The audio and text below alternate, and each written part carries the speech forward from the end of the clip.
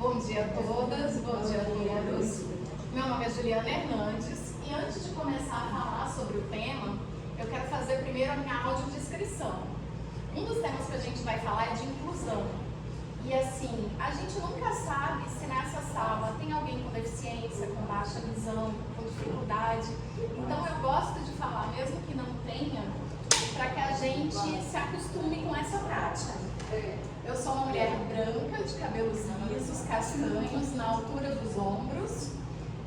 Tenho olhos castanhos claros, estou usando um óculos de grau, armação transparente, um conjunto de blusa e saia, uma cor preta, com bolinhas brancas e um sapato fechado.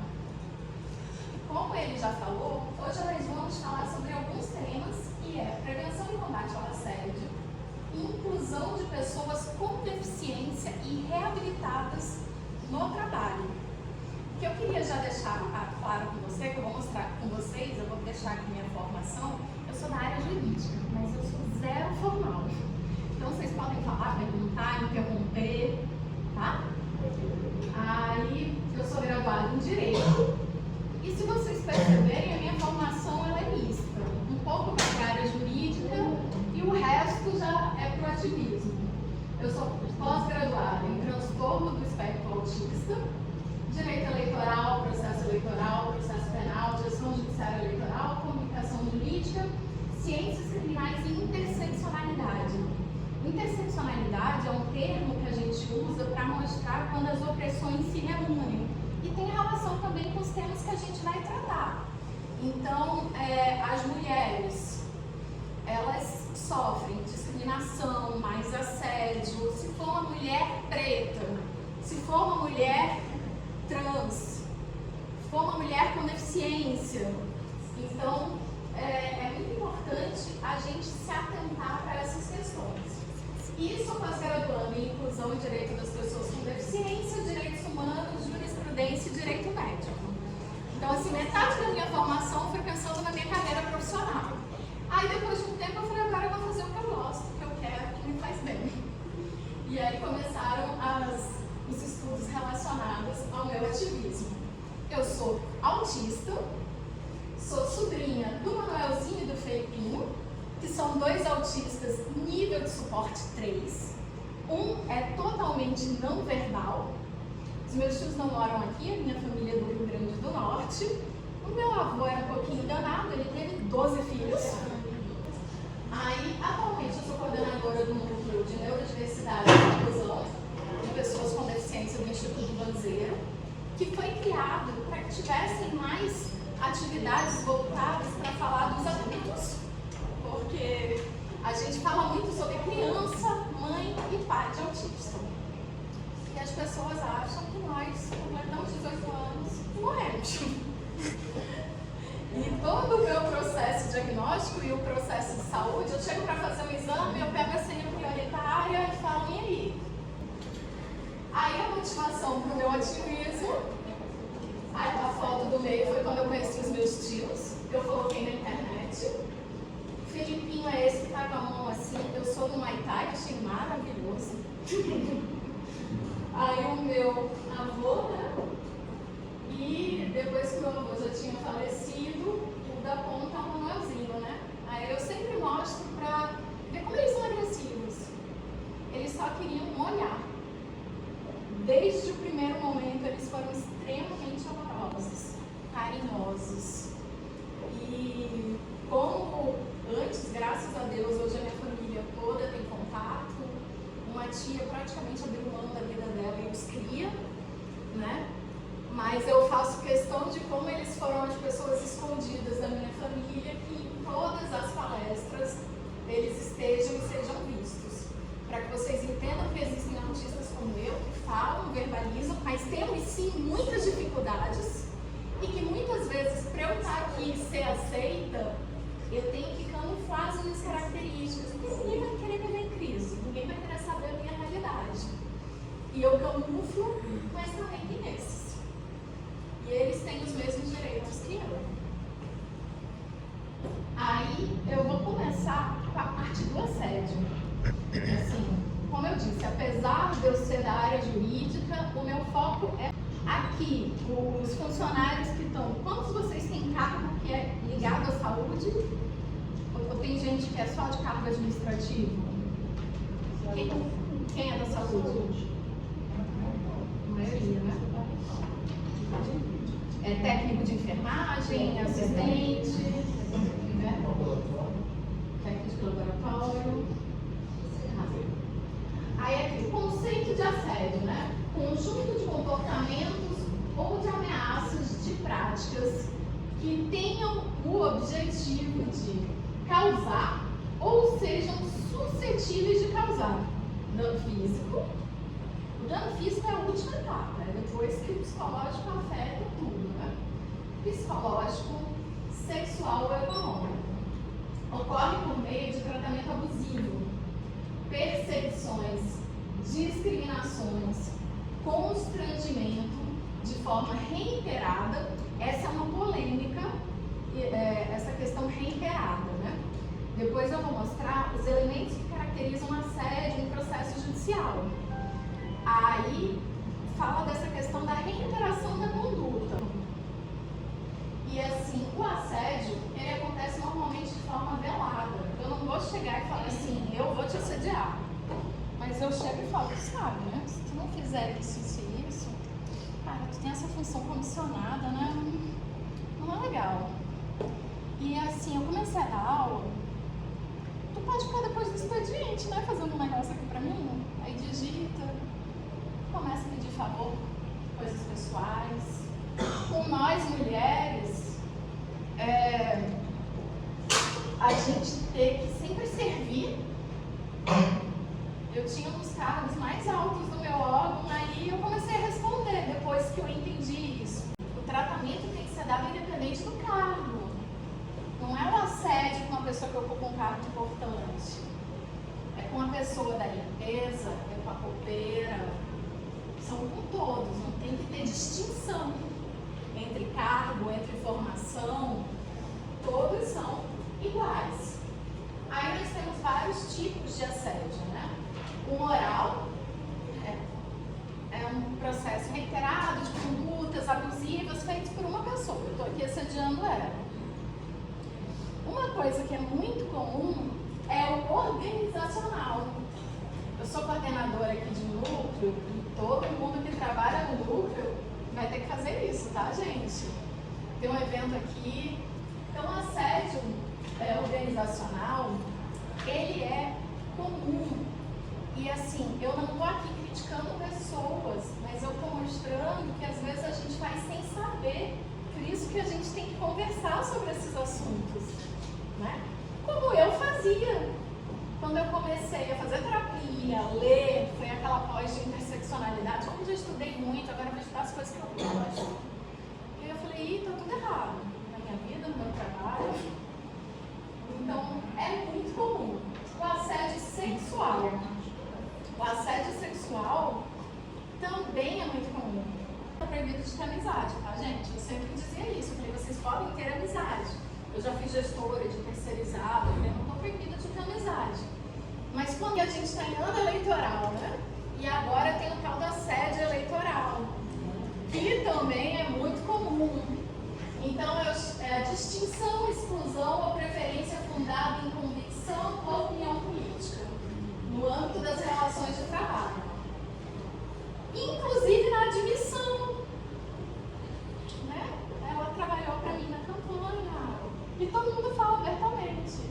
Eu fui criada, meus pais são servidores da Assembleia Legislativa, eu nasci lá.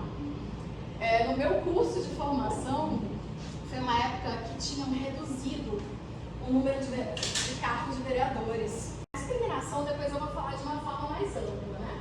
Mas é a distinção, exclusão, restrição ou preferência fundada em raça, gênero, religião, deficiência, origem social, orientação sexual. Né? A gente vive num país machista. Então, essa questão que eu falei, as mulheres têm que servir, ou termos preconceituosos, eu não quero ganhadinha aqui na minha equipe, não. Vou ficar de plantão, eu e ele, né? Tipo, isso é comum. A de raça, a gente vive num país também extremamente racista e que diz que não é. Aí aqui são os elementos para a configuração do assédio no judiciário, né? Quando tem decisões sobre assédio, costuma ter a intencionalidade da conduta, a ação ou omissão ostensiva ou reiterada, que assim, não pode ser só uma vez. Mas cuidado para aquilo que eu falei, né? Que eu já vi parecer de não é reiterado. Ele entende que quando você se aposentar, se for do primeiro dia até o final, aí você está sendo omisso. E tem o objetivo de desestabilizar emocionalmente a pessoa assediada, causando sofrimento psíquico, moral, para marginalizá-la no ambiente de trabalho ou a fim de que peça demissão. Eu vou fechar aqui um grupinho e vou isolar ela. E lá vai, uma hora ela vai pedir para sair.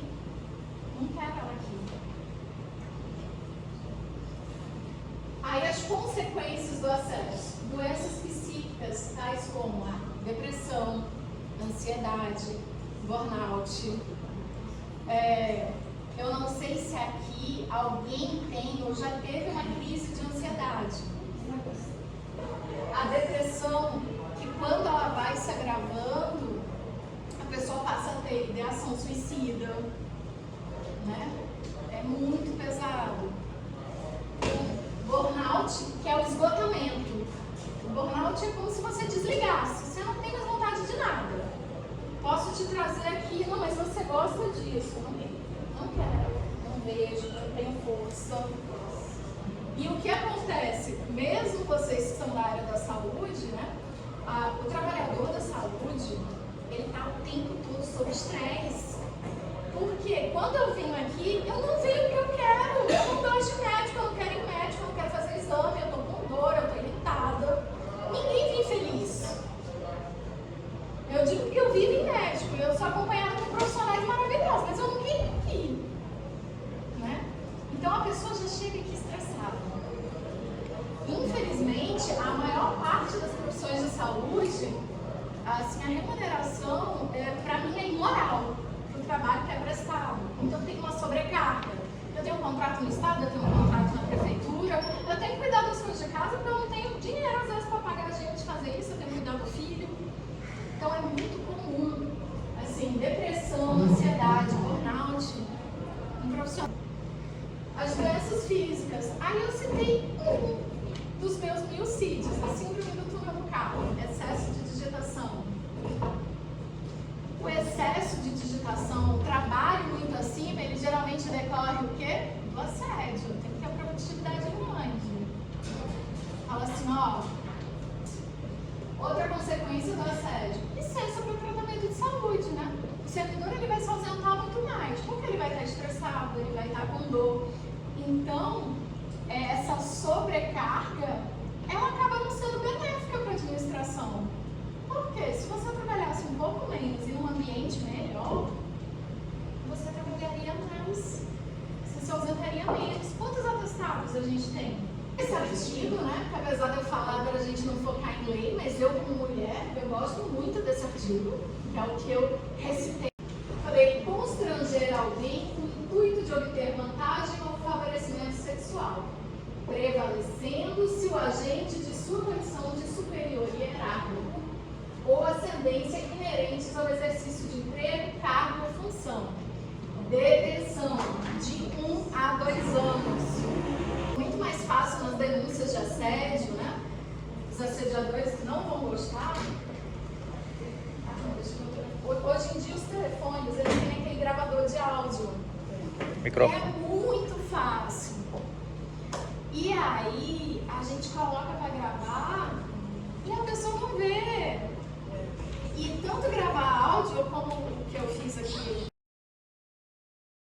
Eu taco agora, dependendo da situação, se for capacitismo, eu taco o celular na cara. Você não pode, né? Eu posso. O Supremo Tribunal de Justiça entende como prova válida do processo criminal. Eu acho isso lindo, gente. Então, se eu sei que eu vou ter contato com uma pessoa assediadora e eu coloco para gravar, eu não. A gente tem que saber o conceito de pessoa com deficiência, a diferença entre exclusão, integração e inclusão. As pessoas confundem muito integração e inclusão. E a diferença entre, eu até brinquei com ele, acessibilidade. Eu cheguei e falou assim, aqui é ruim para estacionar. Autista tem direito a estacionamento prioritário, e tem gente que diz, eu não tenho nenhum problema, porque começa a ficar nervosa, eu sempre tive crise. Eu deixo de ir no lugar, eu começo a rodar, eu tenho chance de bater o carro. Aí ele apareceu, ele foi me ajudar, já dei a carteirada, peguei minha credencial de estacionamento. Aqui, ó, eu sou PCD, cadê um cantinho pra mim? Ele arrumou, gente. Aí desenho universal e adaptações razoáveis. É aquele indivíduo que tem uma limitação cognitiva, né, física, mediante um laudo médico, né? Isso.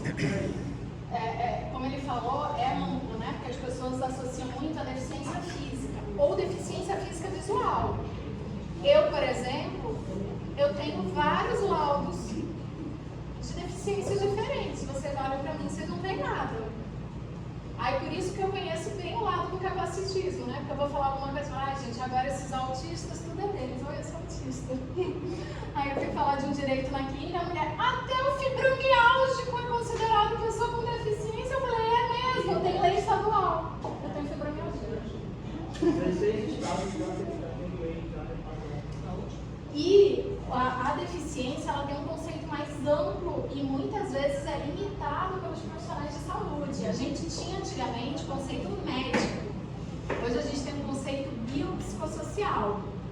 O correto quando você faz uma avaliação é você passar por profissionais de formações diferentes. E no conceito biopsicossocial, ele é contra, mas eu entendo os dois lados, um que eu estudo e o outro que eu vivo. A lei que considera o autista e a pessoa com fibromialgia, a pessoa com deficiência para todos os fins, ela é errada do ponto de vista biopsicossocial, porque fala assim, tem que ser feita a avaliação das limitações, né? Porém, ela é necessária porque essas pessoas, quando passam por perícias, elas são ignoradas pelos médicos. Então, às vezes, eu não preciso ter uma doença ou um transtorno X para eu ser considerada pessoa com deficiência.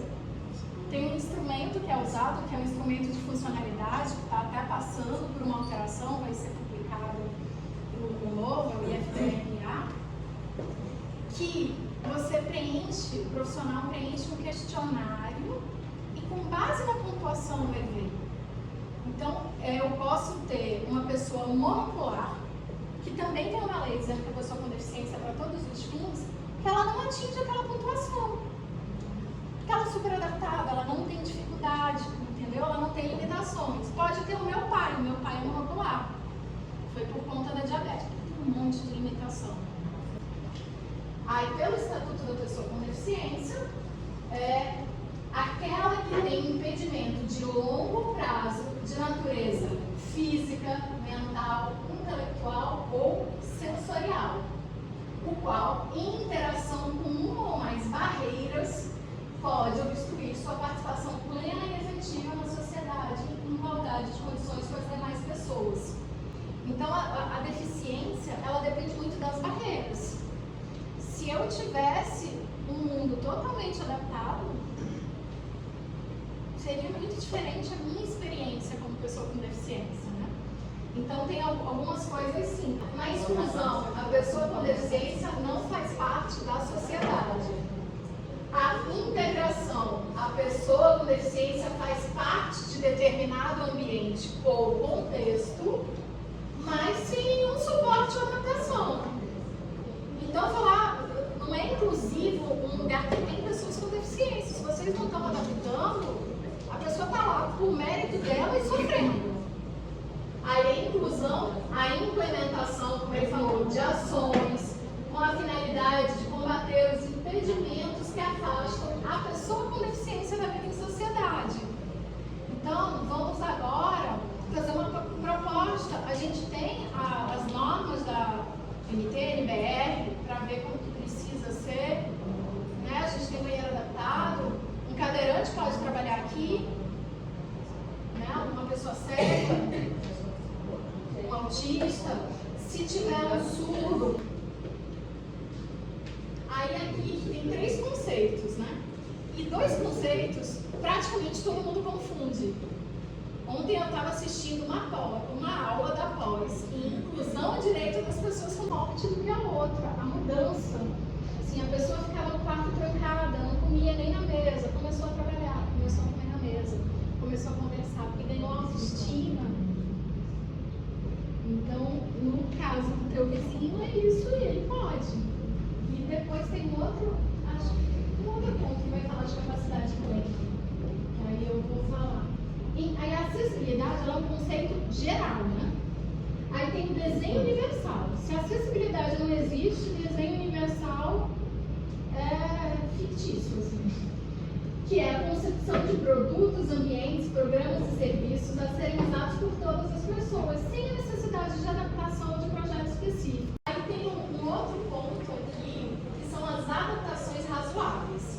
Esse é um ponto que eu gosto muito de falar, que é o que eu pesquiso com muita profundidade. Por quê? Porque se fala pouco das adaptações razoáveis para as pessoas com deficiência e menos ainda para autistas. Porque a adaptação razoável ela é diferente da acessibilidade, né? Na aula que eu estava assistindo ontem da pós, eu falei, que legal, a professora vai falar do tema da palestra. Já passou, né? São adaptações, modificações e os ajustes necessários e adequados que não acarretem no desproporcional ou indevido, quando requeridos em cada caso, a fim de assegurar que as pessoas com deficiência possam gozar ou exercer igualdade de oportunidades com as demais pessoas, todos os direitos humanos e liberdades fundamentais. Eu vou detalhar mais as características e as adaptações que podem ser feitas para autistas, que são as mais difíceis. Pode passar para a próxima. Aí aqui, quais são os critérios diagnósticos, né, do autismo? Dificuldade significativa de comunicação e interação social. Dificuldade na comunicação não é não falar. Às vezes fala assim, mas você não tem problema em falar. O meu comprometimento grave na comunicação é na comunicação não verbal. Por exemplo, eu sinto dor intensa 24 horas por dia. Alguém percebe? Eu sinto.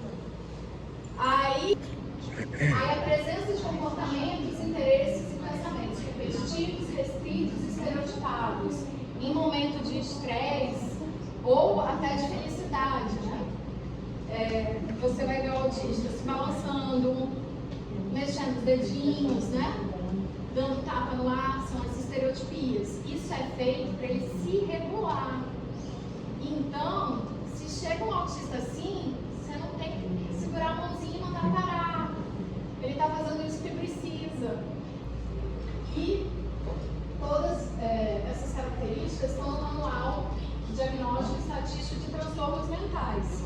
Entra na discriminação, é o etarismo. Por que é menos capaz? Quando o diagnóstico ele não vai mudar quem o teu filho é, ele não mudou quem eu sou.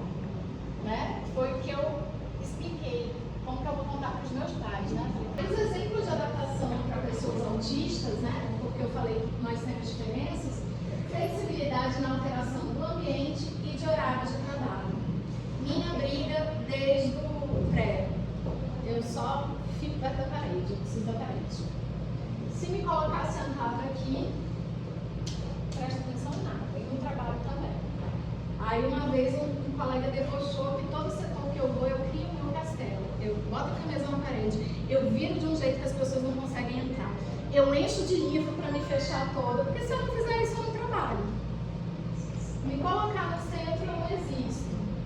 Horário de trabalho, se eu tiver um servidor autista, ele pode ter crise por conta do trânsito, e ter que chegar mais cedo e sair mais tarde, sempre quando podia eu fazia um horário diferente.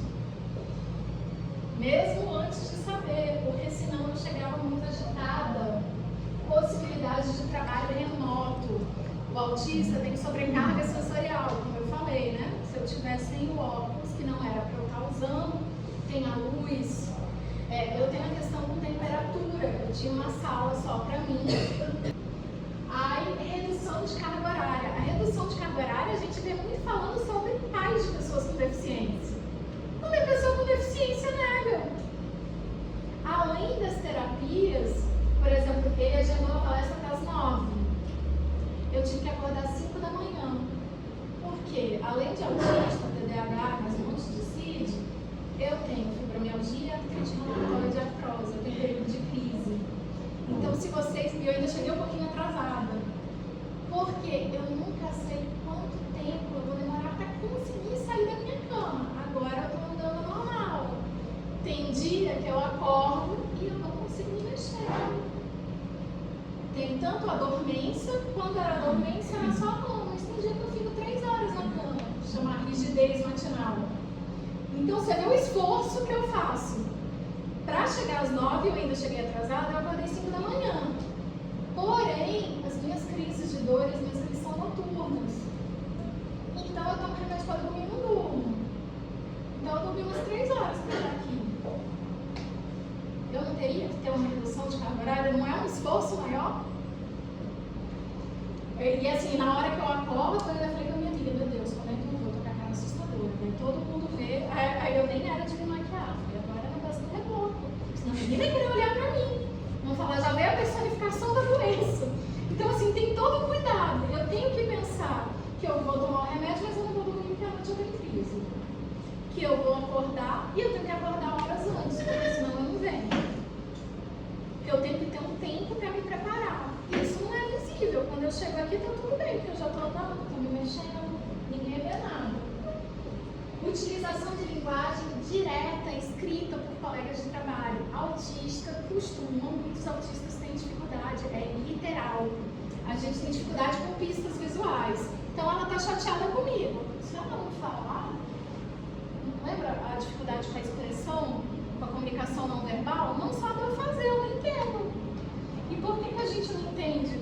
Porque o nosso processamento é por detalhes.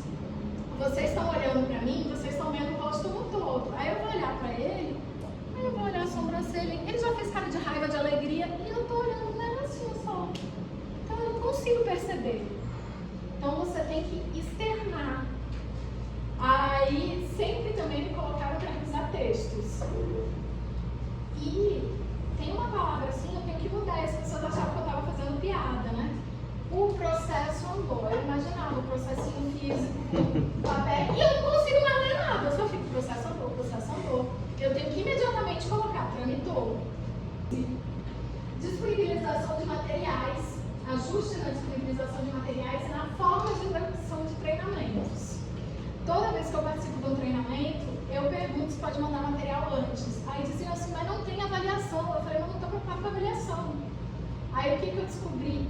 É a previsibilidade.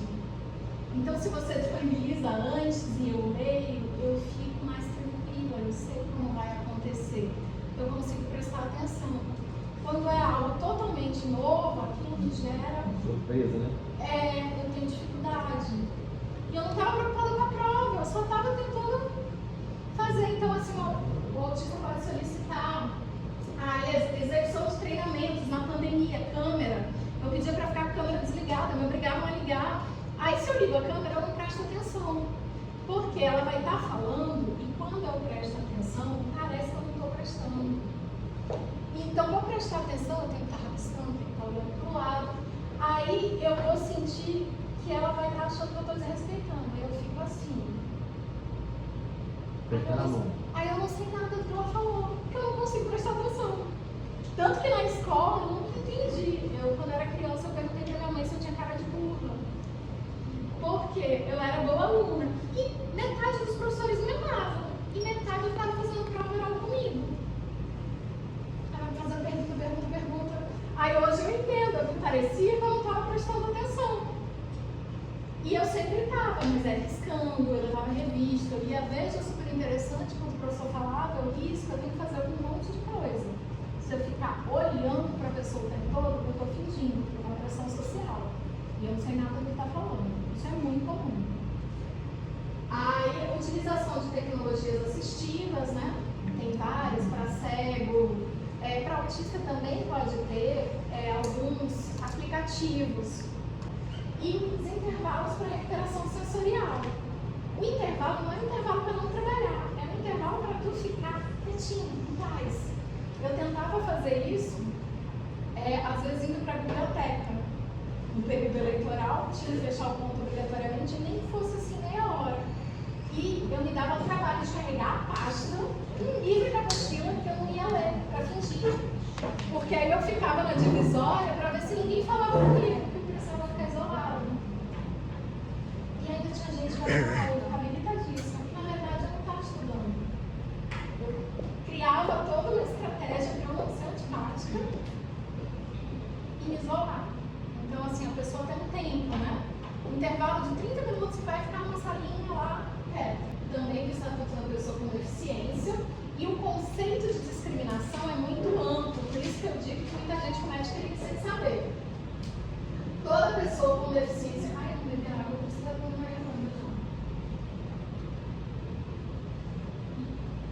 Toda pessoa com deficiência tem direito à igualdade de oportunidade com as demais pessoas e não sofrerá nenhuma espécie de discriminação.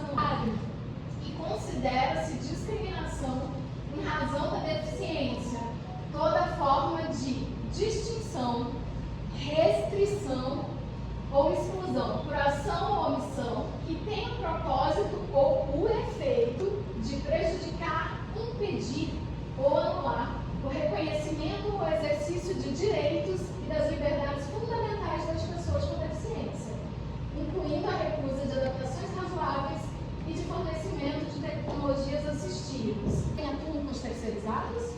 Sim.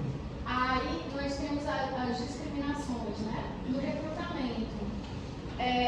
Tipo e grau de deficiência. A gente tem vaga para pessoa surda, mas autista e deficiência intelectual não serve não, tá? Discriminação. Você não pode presumir que a pessoa não vai fazer o serviço. A ausência de acessibilidade, né, na seleção. Se chego aqui, então, contratação. Eu não posso impor uma jornada diferenciada, né, quando não há necessidade. Ixi, aí acho que faltou. E o outro é negar quando há necessidade. Como, por exemplo, quando tem a necessidade de redução. Aí na saúde ocupacional, a gente tem que reconhecer a diversidade de aptidões e habilidades, sendo vedada a aptidão plena. O que acontece muito quando as pessoas tomam posse em concurso, assim, o exemplo mais que não tem ninguém com aptidão plena. Pode ter uma pessoa 100% saudável, você não tem aptidão plena, você não é bom em tudo. Não existe. Aí, a permanência no trabalho, né? Você tem que manter a permanência. Eu não posso só contratar na empresa terceirizada, que tem a obrigação de preencher a cota, mas eu não dar as adaptações e o suporte para que a pessoa possa continuar. Se na empresa a pessoa com deficiência entra e sai, entra e sai, entra e sai, a culpa da empresa, a culpa do órgão, que não está dando a estrutura que a pessoa precisa. E a reabilitação profissional, né? O reabilitado é alguém que vai precisar de uma compreensão muito maior. A pessoa que não foi reabilitada, ela já não tinha aquela limitação. Já é novo. Já é difícil para ela. Ela exercia uma função, ela vai exercer outra. Ela precisa de um apoio muito grande dos colegas. Aí, esse é o artigo preferido meu, de todo ordenamento jurídico, que eu adoro explicar para todo mundo, para as pessoas da área da saúde, para todos os servidores públicos, que é crime de capacitismo. Artigo 88, praticar, induzir ou incitar discriminação. Então, vocês prestem atenção em induzir ou incitar de pessoa em razão de sua deficiência. Eu não quero aqui surdo, eu não quero aqui cego, eu pego e não vou fazer isso porque é autista. Eu vou dar um tratamento diferente. E aí a gente volta. O conceito de discriminação é o quê? Por ação, por omissão, restringir. Então, não vai me dar direito a atendimento prioritário? E está restringindo o exercício do direito, crime. Aumenta-se de 1/3 se a vítima tiver sob cuidado ou responsabilidade do agente. Então, se você é pai, se você é mãe, aí assim, esse crime, a pena aumenta se é cometido por meio de comunicação social ou publicação de qualquer natureza. As duas ocorrências que eu registrei, que eu fui vítima, foram pela internet. Então a pena é de 2 a 5 anos em multa. Apesar que é muito difícil ir atrás dos direitos. Eu não lembro qual foi o país, mas teve uma condenação de um país por violação aos direitos humanos de uma pessoa com deficiência no trabalho, sobre essa questão de adaptações razoáveis. Então, a gente olha e acha que é uma coisa muito maior. Pode ter consequências muito maiores. Eu gostaria que, assim, que o foco da gente, apesar de eu ser da área jurídica, ser necessário falar dos artigos, mas que a gente entendesse não como medo da punição, mas se imaginasse no lugar dela totalmente isolada, com dor, com medo, sem ter como se comunicar, né? Quanto é difícil. Aí, eu vou aproveitar para mostrar. Esse livro vai ser lançado no mês que vem, eu não vou poder ir lá por questões de saúde. É um livro com vários textos sobre autismo, e eu escrevi um texto que fala sobre o diagnóstico tardio e os desafios enfrentados pelos autistas do trabalho. Por conta da minha experiência e de depois que eu comecei a postar vídeo, eu receber muitos processos, muitas informações de colegas de fora, eu comecei a escrever sobre esses assuntos. Então esse livro vai ser lançado em julho e eu ainda não sei a data, que é o que me deu mais trabalho. Eu escrevi um artigo sobre a importância das adaptações razoáveis no trabalho com os autistas, porque eu tenho buscado escrever o que eu não encontro para ajudar a gente. Então, as adaptações razoáveis são complexas no nosso caso, porque você tem que fazer um estudo da parte médica, psicológica e jurídica. E só se o assunto for muito importante para você se dedicar a tudo isso. Então, eu recebi ontem a notícia, aproveitei para colocar aqui, e eu termino com uma frase de um sociólogo que representa muito, né, o sentimento das pessoas com deficiência.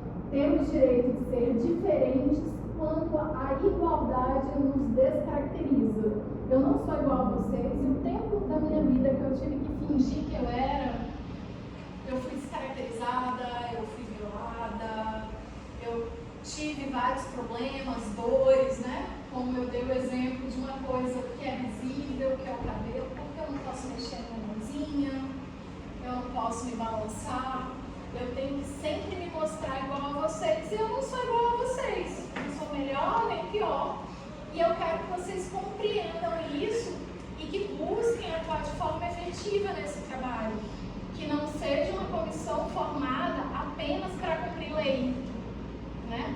Mas que vocês realmente queiram fazer a diferença e para todos os grupos, idosos com deficiência, mulheres, né? Independente de cargo, né? De status social.